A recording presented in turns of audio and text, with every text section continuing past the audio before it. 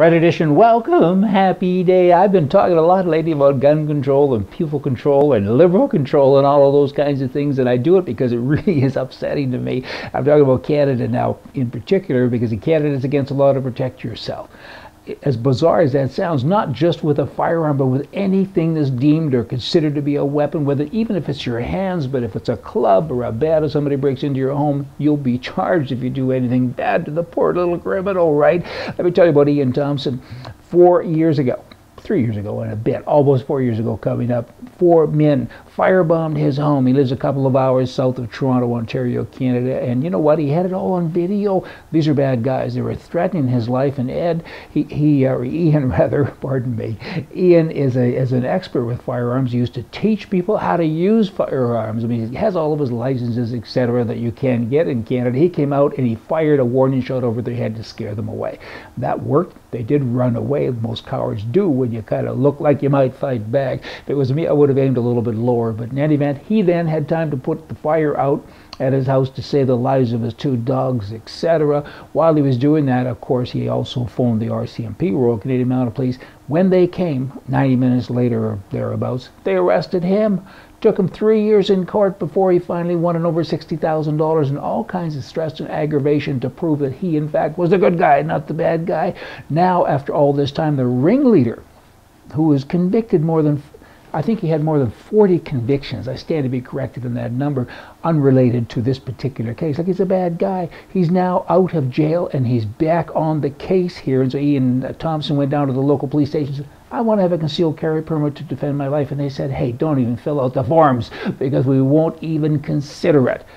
What the heck is going on? I mean, you manufacture criminals every day, politicians and police people in Canada, because you know that if you go out and ask a Canadian, will you defend your life? The answer will be yes, which means they've just told you they're going to break the law. If you go out and say, will you rob a bank? And you say yes, they might even arrest you, right? I mean, this is just bizarre behavior. Wow, what are y'all going to do about that? Phone somebody, send an email to the Prime Minister and say, come out of the ether, you guys. Can you imagine having to beg for approval to look after your own life in a country? I mean, what on earth is going on? Umbrellas. I'm going from guns to umbrellas. I'm cooling down now. They're decidedly low-tech devices, right? They really serve only to keep our gadgets and heads dry, right? Now, holding an umbrella, though, usually precludes the use of said gadgets.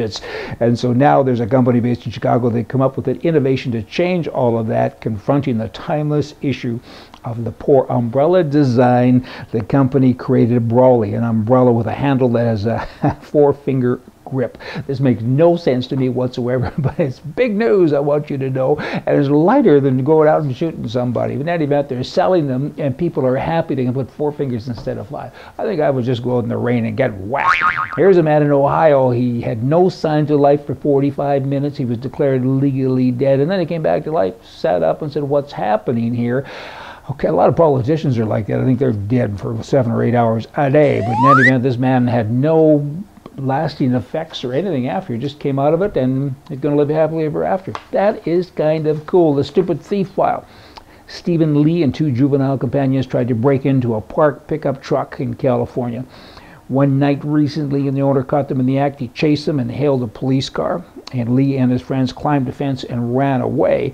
Soon became apparent, though, that they had chosen the wrong fence. This one was surrounded the property of the San Quentin prison. The suspects were booked for investigation of burglary and so on, and the superintendent came out and said, you know, people just don't break into prison every day.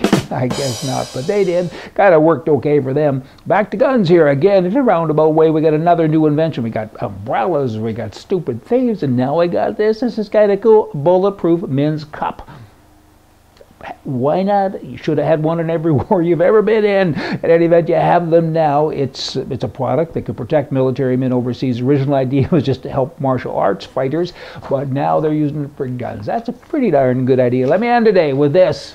Here it comes. Short story.